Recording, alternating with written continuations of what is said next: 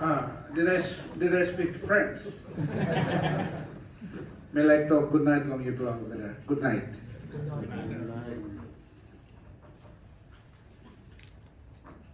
Ladies and gentlemen, it gives me a very, very noble and humble pleasure to have been given the rarest opportunity to venture out to the closest country that matters most to me, Australia. And tonight, in commemoration of the 80th anniversary of the raising of the Australian flag in 1942, and what it means that 80% of you sitting here tonight would have some way or another have a relationship or some stories about Kokoda Trail and the Second World War. I'd like to talk about that for a while before I do some introductions. What did Kokoda Trail show to us? Kokoda Trail, let me remind you, was not our war. We were only a territory occupied by Australia. Let me make that quite clear. The Japanese target was Australia. Papua New Guinea was only chosen as a staging ground, as an assembly area for the next onslaught. So how did we become involved? How did Papua and New Guinea become involved?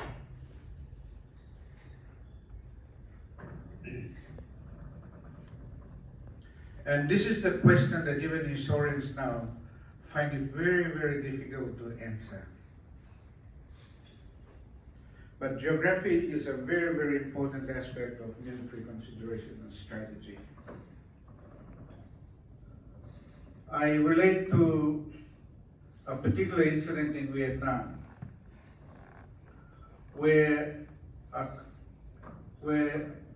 Caucasian, an American, white American was injured and he had a rare blood disease.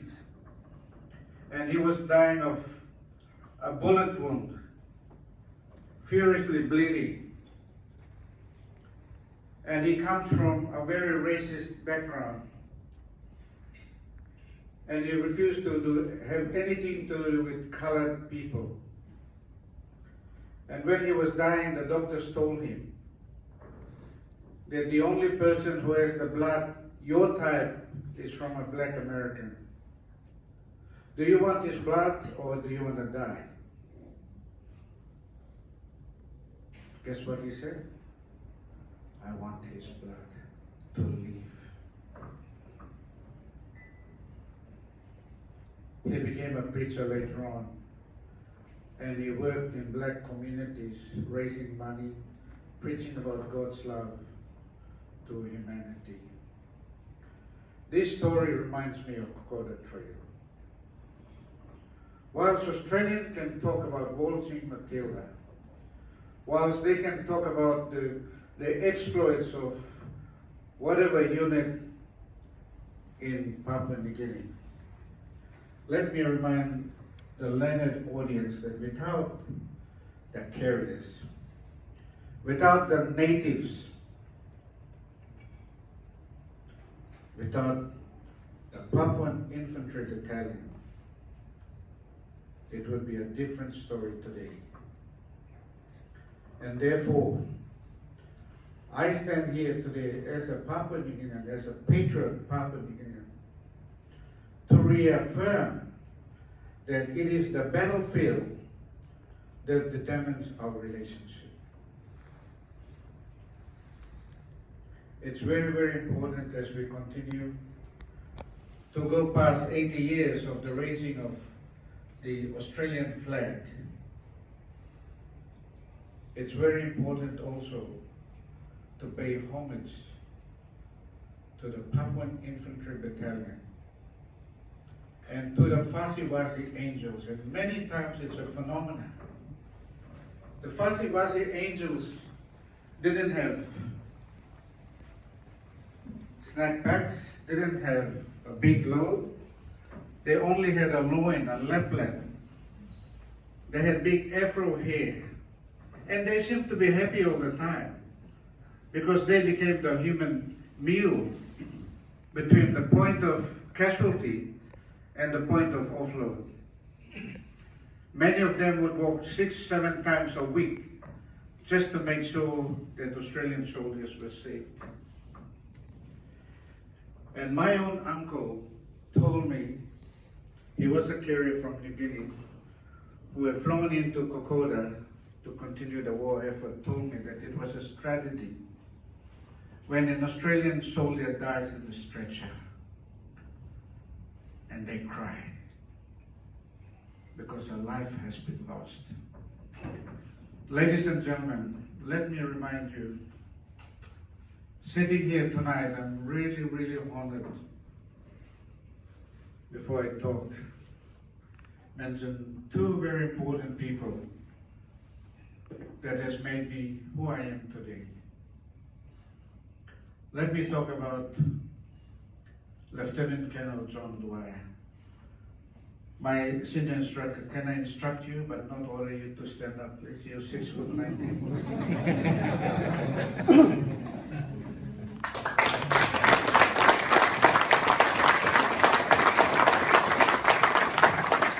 Thank you, John.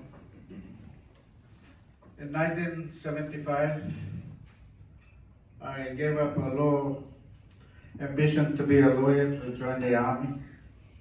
And people ask me, why did you join the army? I said, well, I was born 10 years after the Second World War, and I come from a remote island called Carker Island in Madang. And they were left over of the war relics, and there were so many tales told about Japanese and Australians and all the wars. And I said, well, I think I may as well join the army. And then there was this Vietnam War. It was fascinating, all of us. And we had Australian teachers that said the next country for the communists to invade would be Papua New Guinea. So I, along with a handful of my mates, said, oh, we will join the army just to defend our country. So I'd like to, on behalf of my class 1 of 75, thank John Dwyer. When John was being posted, he was taking place of Major Peter. Sorry. My memory just slipped. We were told that there's the tallest man in the Australian Army is being posted as the chief instructor. And we asked, how tall is he? And our RSM, Warrant Officer Darcy, RSM said, he's 6'19". Now, miplo papuling and miplo sotlamanya. 6'19". Anyway, John, it's really lovely that you're able to come to commemorate this event tonight. And let me remind you, John, after 1997, I was removed from the army. This is the second time I'm in my mess reach tonight. Thank you.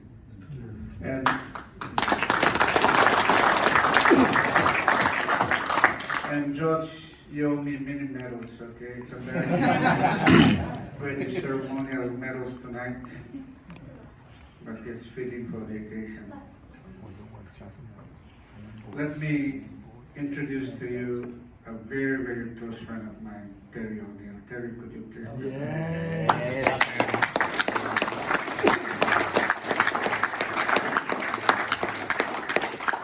Thank you, Terry. Terry was MS, 3 postings. He was a second lieutenant in 1st Battalion, Royal Pacific Islands Regiment. That time, Pacific Islands Regiment. Onem Christmas, you go along Taroma. 1968. 1968. He said 3 tours. And the story goes that one day I'm having a few beers with Terry, and he's telling me that you keep your nose clean, you'll be commander one day.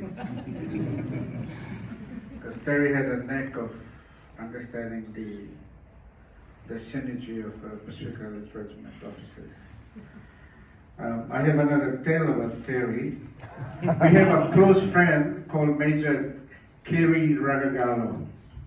He would later on go to New Zealand as the defense attaché. Now, Kerry is married to a lady called Mary. Guess what? One day Mary is pregnant. And she has twins. And then determining what's the name to call these twins.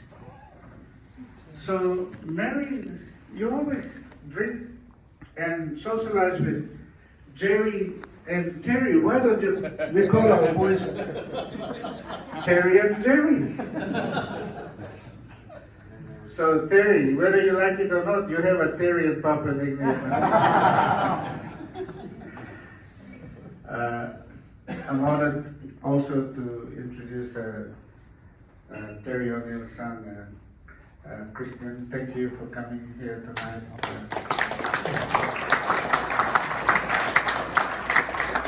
He's a combat Navy diver, just like me, war veterans, left out in the cold, no PTSD. The government doesn't care. I think the Americans call them GISA, General Inventory. I just use them and throw them on the street. But welcome to this event tonight. I also, without my small contingent led by my brother, my son, Lahuyako, thank you very much for making it possible for the Deputy Governor of NCD, Daddy Toka. Please, Honorable Toka, could you please stand up for us to introduce?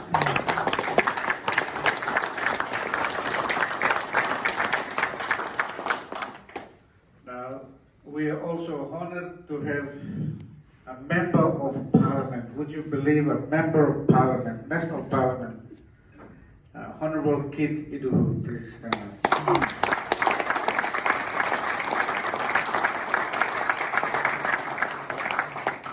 And the city manager for NCD, Mr. Frank, please, can you stand up?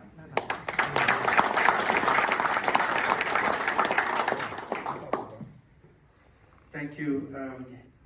I knew that I had a backup. I always have a backup, so thank you very much. Ladies and gentlemen, Mrs. Ako, you countrymen and women made my night tonight, because I wouldn't have told anybody else this story about this encounter tonight if it wasn't for you. But thank you for coming.